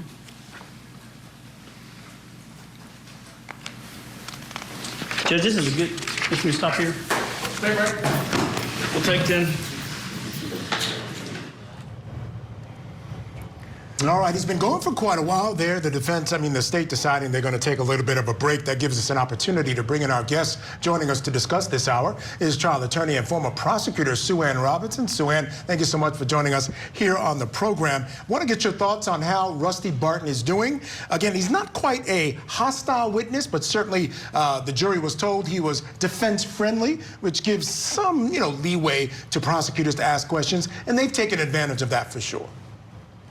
Absolutely, he's the paramour. So there is a few hills that are hard to climb in front of the jury, and being the person that the defendant cheated with when she is accused of killing her husband that's a big one. Being the paramour is a pretty big hurdle of credibility to have to jump over. So to me, he seems relatable in that he's responding to the questions, he's doing the best he can, but he has that's a huge mark to have against him, that the jury is viewing everything he's saying, his responses, his body language, through the eyes of, this is the person that she was cheating with. Mm-hmm. And Sue Ann, you've been watching this trial as it's been unfolding for the past week and a half. How do you feel about where we are with the prosecution case, in short? I think the prosecution is doing pretty good. I don't know if the son's testimony was, they seem very credible. They seem very sincere. And I feel like part of the defense's case is, it wasn't me, it was possibly the sons, the other family members. So I don't think they're doing well. The defense is doing well in that regard. I think the prosecution is laying out the facts of their case, their theory of the case, very clearly for the jury at this time. I think they're one up on the defense for sure. All right, Sue Ann Robinson, you're going to be sticking with us. They're back from break. Let's head back to court.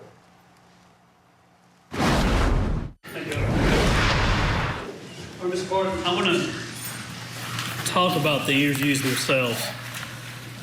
I have July 6th of 2018, I think is a Friday. July 10th, 2018, which is a Tuesday. And then July 24th, 2018 is a Tuesday. And then August 2nd, 2018 is a Thursday, and June 25th, 2019. Do you have anything to write with, sir? Do you have anything to write with there or anything? No, sir. I got paper, but what? I got one. Let me approach this, give a legal pad. Sure. That's not good.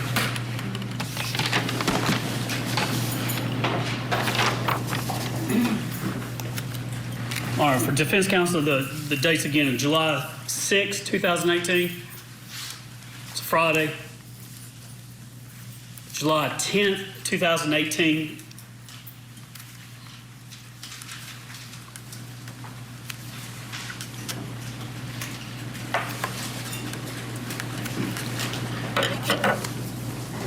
July 10th, 2018 is a Tuesday. July 24th, 2018, I think is a Tuesday. August 2nd, 2018, a Thursday.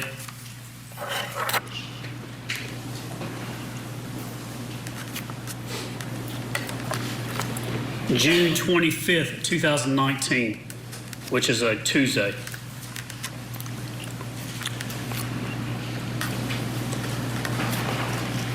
All right, so I'm going to begin with July 6, 2018. Okay.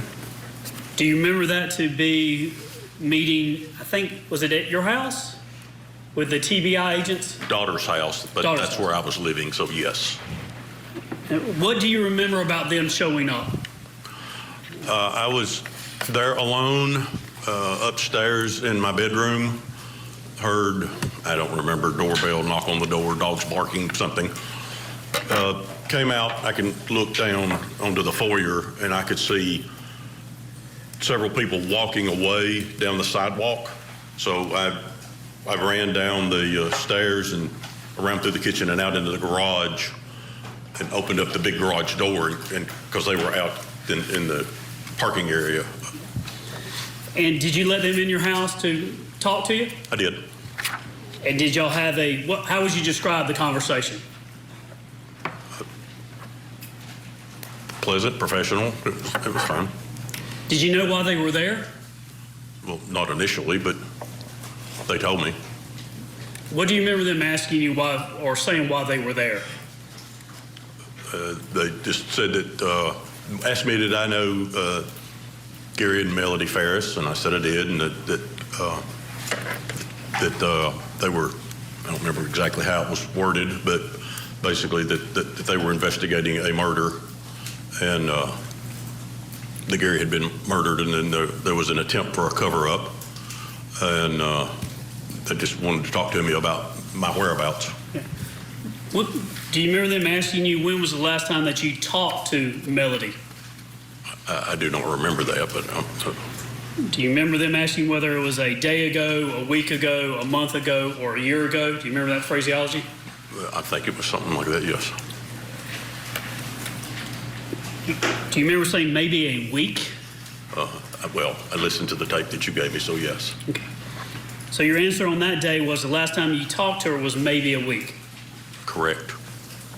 But you do agree with me, if you look at the calendar there, is it not true that you got July the 3rd, 4th, and 5th, Tuesday the 3rd going into Wednesday the 4th. You agree with me that there were 3 main phone calls that you had with the defendant that night going into the next day? I do. Why didn't you tell them about those? I don't know.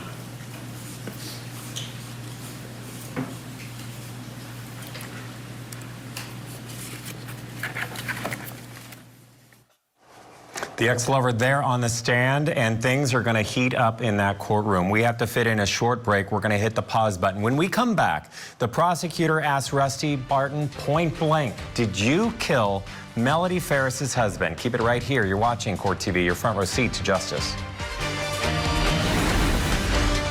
Tonight on Closing Arguments, a deep dive into today's testimony in the murder of little Quentin Simon. We'll bring in experts to weigh in as a young Georgia mother stands trial. Closing Arguments tonight at 8/7 Central, only on Court TV. Sarah Boone is charged with second-degree murder after her boyfriend suffocated inside of a suitcase. Sarah, I can't breathe. I thought he was okay. The Suitcase Murder Trial. Live coverage weekdays, 8/7 Central on Court TV.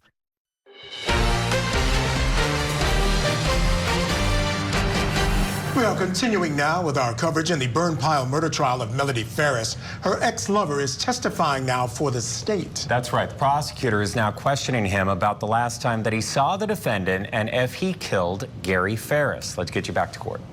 I asked you when was the last time you saw her in person. Do you remember what your answer was? I do not.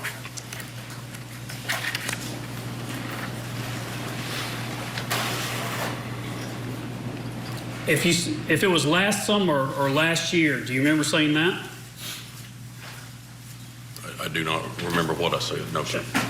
Let me ask you today, going back on that, there at your house on July 6, 2018, when was the last time you physically saw the defendant? I do not recall. You have any idea? I know you're saying you don't recall, but do you have any idea? No, sir. But you do, so you can tell me.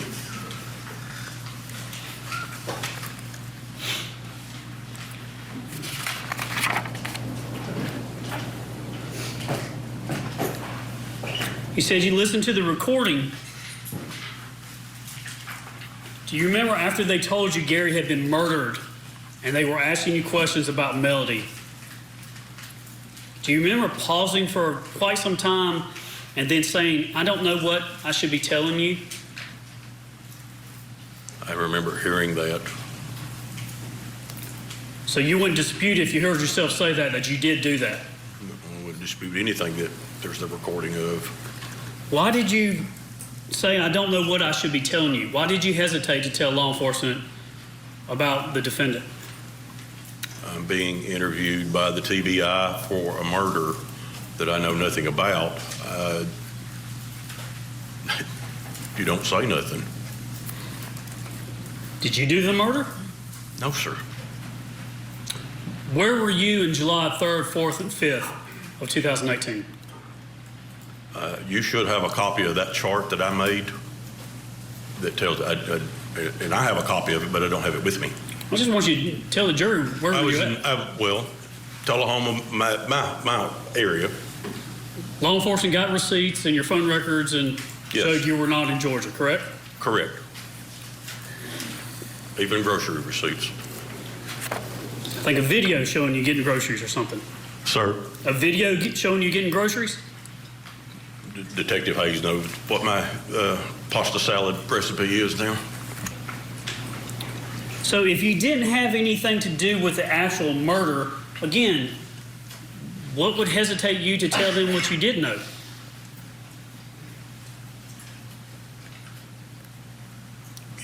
what you're talking about. Keep your mouth shut. But we've already established that you talked to the defendant over the 3rd and 4th for 3 phone calls, right? Yes. One of those was about 2 o'clock in the morning? I think approximately. I don't know exactly.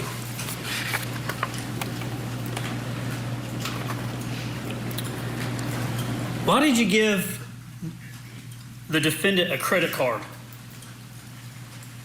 Because occasionally she said Gary would cut the credit cards off, and I didn't want her to just be stranded and not be able to, you know, get gas or something to eat. In 2018, in July, when they talked to you, were you still in a relationship with the defendant? Yes. Still sexual in nature? Yes.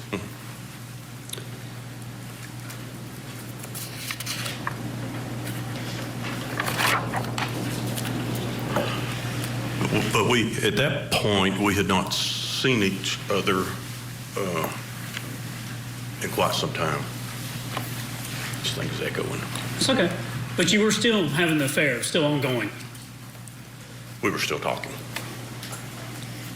I think we argue over words. You were still in the same relationship you had been with her, right? Just not physical. She had your credit card? She did. Still talking every day, sometimes twice a day? Yes. And, pardon me, but during those conversations, y'all would talk about sex and everything else? That's true. Sounds like a relationship, right?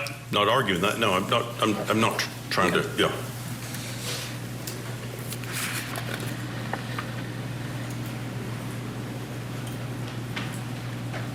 How much did the defendant like to clean?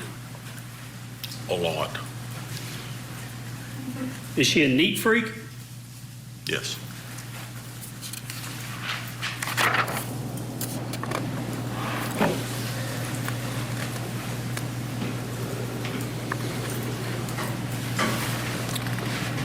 Do you remember one of her friends by the name of Sherry? Yes. Did she spell her name differently? Yes. How does Sherry spell her name? Don't know. I just remember that it was different. It was different than normally spelled? Yes. Who was Sherry? Who is Sherry? Just a friend of hers. I don't really know where Sherry came into the picture at or even where she lived. Did Sherry go to Emily's wedding? Yes. How close of friends were the defendant and Sherry? At the time, pretty close. Do you know how they would spend their time together? No, not really. I mean, I know they spent time together, but I don't know what all they would do. Did you go to Jamaica with the defendant? I did. When was that?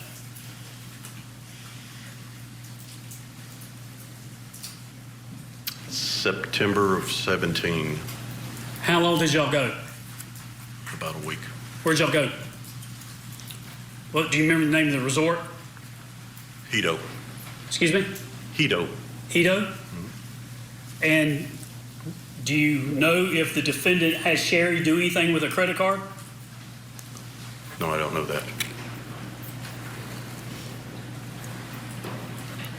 What did she tell her children where she was at? I don't know. Like I said, she could come and go as she pleased, so I don't, you know, that was... She could even go to Jamaica for 10 days or so and not question her whereabouts? I'm assuming. But you don't know what she said to her children? Again, I'm sorry, you're going to have to say yes or no. I'm sorry, no. I can see you, but for the record. I'm sorry. That's all right. No, I do not know what she said to them. But it was it a special occasion that y'all went to Jamaica? It might have been my birthday. Who paid for it? I did.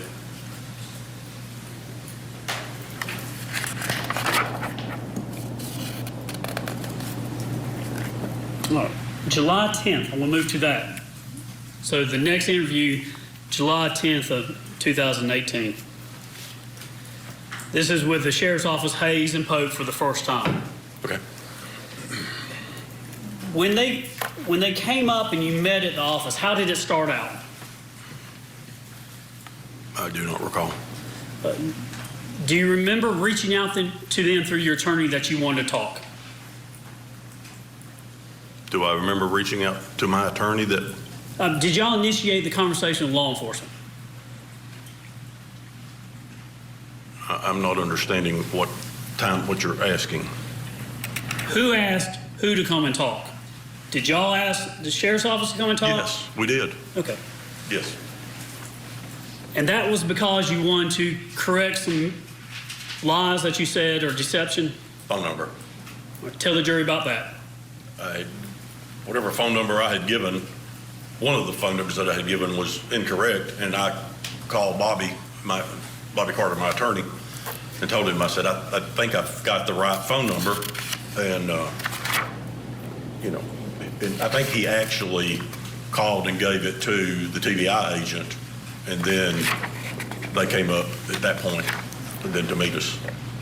And it was during this interview that you finally told them about the other phone? I'm assuming. I don't.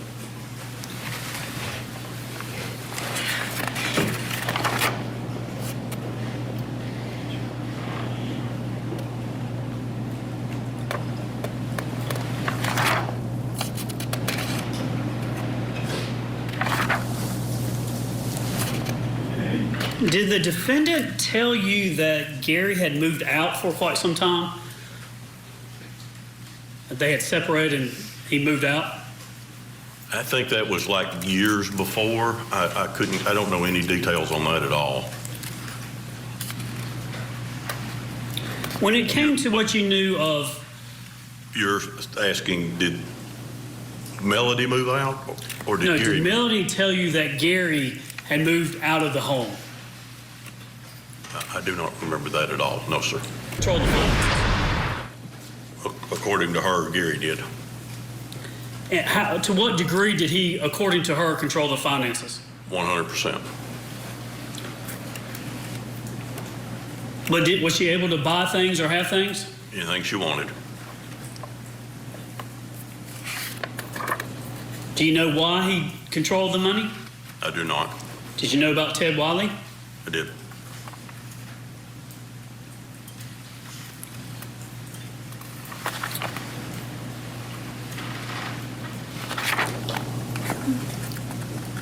She never said that Gary had ever abused her or physically done anything to her?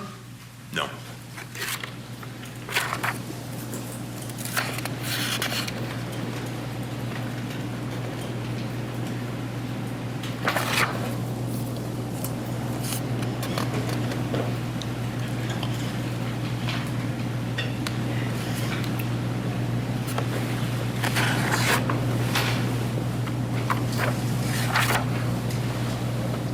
Do you remember Sergeant Pope kind of giving you at one point during the interview on the 10th, he starts talking to you about goodwill and vibes, or good vibes. Do you remember that? I do not. Do you remember anything where Sergeant Pope kind of kicked it up a gear to try to get you to give more information? I remember that he did that. I don't remember specifically when. And do you know why he was doing that? What was it that you were doing that made him start pushing you more? I have no idea.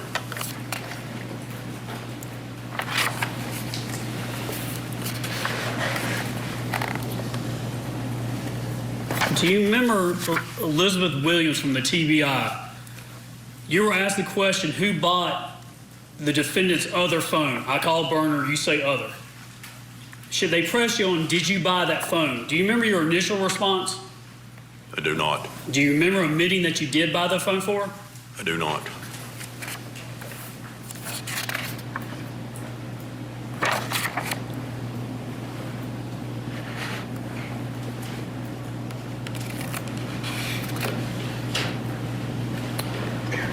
Now, on July 10th, you haven't mentioned anything about the burn pile. Is that correct? I don't know the time frame as to what was said when on that. I do not.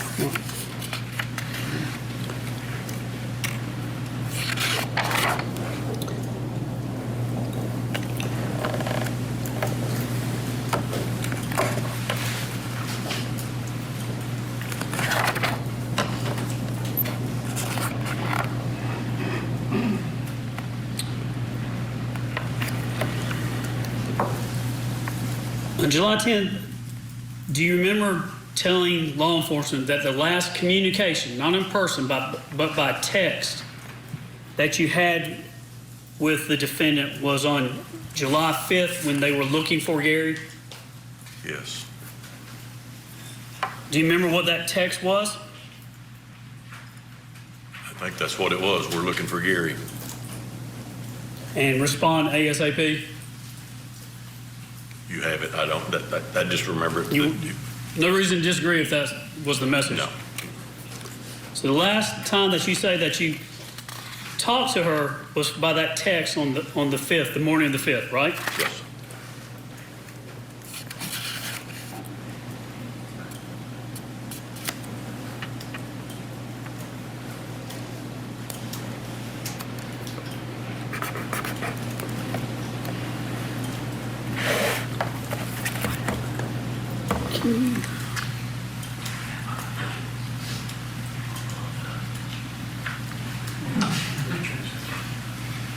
So you might just have one.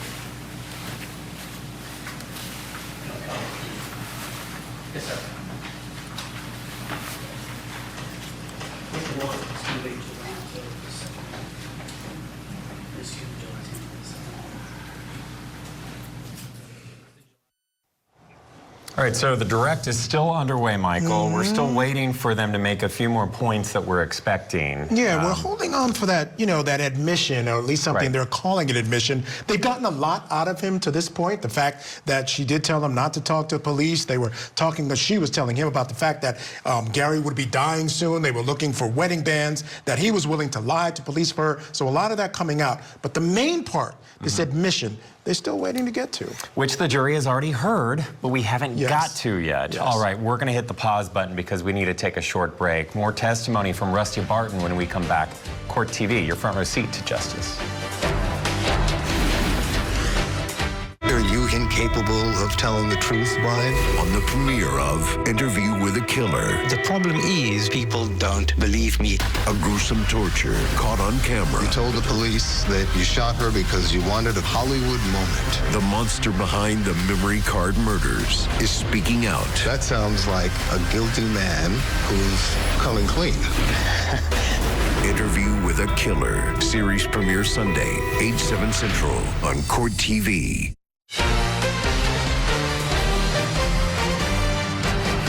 Welcome back to Court TV Live. Now, before we head back to court there in Georgia, let's bring in trial attorney and former prosecutor Sue Ann Robinson to discuss. You've been watching this along with us, and at times, what did you call it? A kind Rambling. of rambling, but also a pseudo cross. Yes, pseudo cross. Gotcha. What has stuck out to you? Matt and David, what has stuck out to me is them smiling at each other during the cross-examination. To me, if the jury doesn't see that and say, listen, these people are obviously still in love, still interacting, and possibly, involved in sort of plot, like she couldn't even stop herself from smiling, and neither could he. Like, oh, he still remembers that I'm a neat freak, and he still remembers that I like stuff super clean. She was just smiling like a kid and like trying to cover her face. That definitely stood out for me. I see where they're going with the way they're doing their questioning. I absolutely in practice do my questioning this way. You build it up until you get to where David was saying, which hopefully exists, which is this big admission. But it seemed like so far, every time they've tried to build up to something major, the witness has somehow weaseled out of just directly admitting, which is the fault of the questioner, right? Because they have to build the questions up so that the witness is in a box and can't say anything other than yes or no. So I think in that regard, they've really got to work on their questioning because they have a witness that they really have to squeeze in to get what they want out. Yeah, and he's done it. This witness has done it in what I think is a charming way. But clearly, I agree with you 100%, Sue Ann. All right, Sue Ann, stand by. I want to get folks back into court now for more of Rusty Barton's testimony. Remember, he's the ex-lover of the defendant, Melody Farris. All right. At one point, law enforcement asked you, when Gary was on the 10th, when Gary had been murdered, they asked you about a motive. And they asked you, who has the most to gain out of this? Who did you say had the most to gain out of the death of Gary? I don't recall.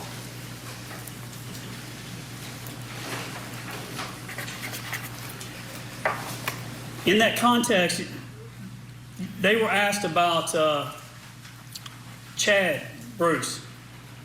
And do you remember telling law enforcement that Melody loves him to death? I don't remember it, but you obviously... Well, let me ask you independently, how does the defendant feel about Chad Bruce? I think at the time she did. Was Amanda's fiance at the time? I don't know if they were engaged then or not. But you know who that is, right? Yes. And you know who Amanda is? I do. And they're married now? Yes. And during this process, after the defendant was arrested, you met with Amanda quite some times, right?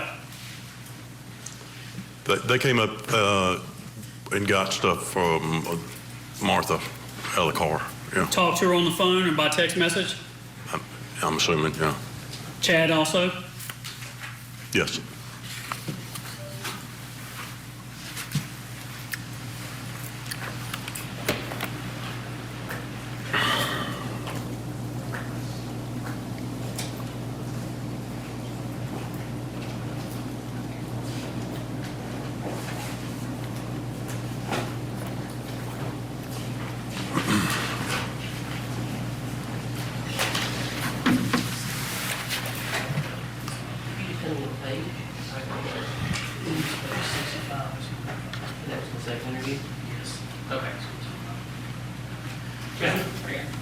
You don't remember who bought the burner phone, the second phone?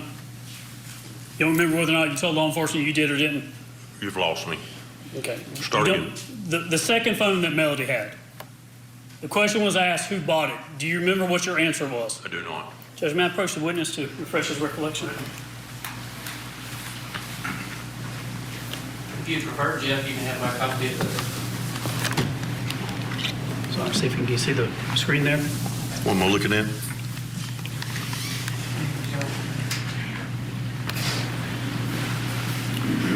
All right. Talking about the phone. Read that line there. This was my words? Yep. Says, Just read it to yourself, and then I'll ask you. I will say yes. I'm sorry. Read to yourself. It's just a legal rule. Just read it to yourself. Okay. Does that refresh your recollection of what your answer was? Who bought the second phone of hers? Well, I'm assuming that's what I said. So. Let me explain it to you. Just hold on. All right. The way the rule works is they show you or is that better? They either show you or play you your statement. Yes, sir. All right. The question is, does that refresh your recollection? Does that make it come back to you anew that that's what your conversation was? If your answer is yes, then you can say, yes, I remember, and that's what I said. If it doesn't refresh your memory as to what you said, then you say, no, that does not refresh my memory as to what was said. All right. Now, here's my question again. Who bought her second phone? I do not know. Okay.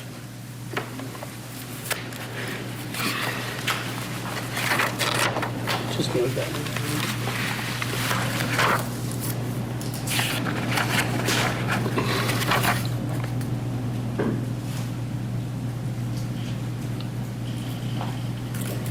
It is 42 minutes and 27 seconds.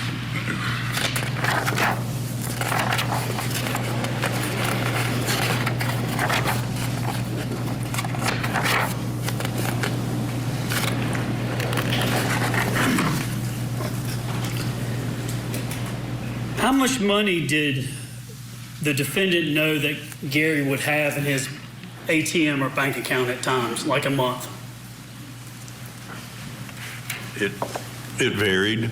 And how much would he have? I mean, it could be anywhere from a few hundred to a few $1,000s. Was there times that there would be $40,000 deposited in the account, and then the next day most of it would be Gary would move it to something else? That sounds familiar, yes.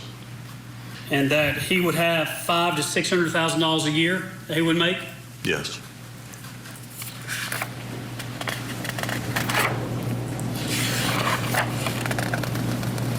All right, I want to turn now to July 24th, 2018.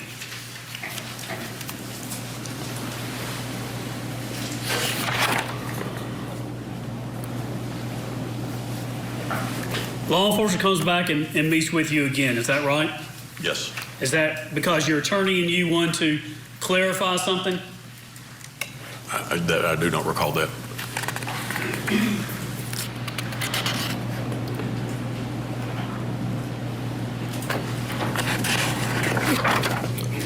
When they met with you, where did y'all meet again? Was it Bobby's office? Yes, sir. And that was about 2 to 3 hour meeting with them. Does that sound about right? I do not know. Do you remember at some point that during the meeting that you had to take a break with Bobby and go out and do some more talking? Yes. And that was because they were pressing you with information. Is that right? Correct.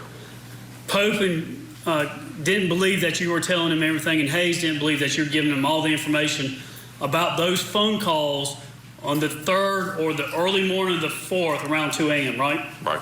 They didn't believe that you were telling them everything that was said on those phone calls. Is that correct? That's correct. And they were pushing you to give more information. Yes. And because of that, you had to go stop and go talk to your attorney because you did have more information that you ended up telling them, right? I stopped to go talk to my attorney because I was flipping out.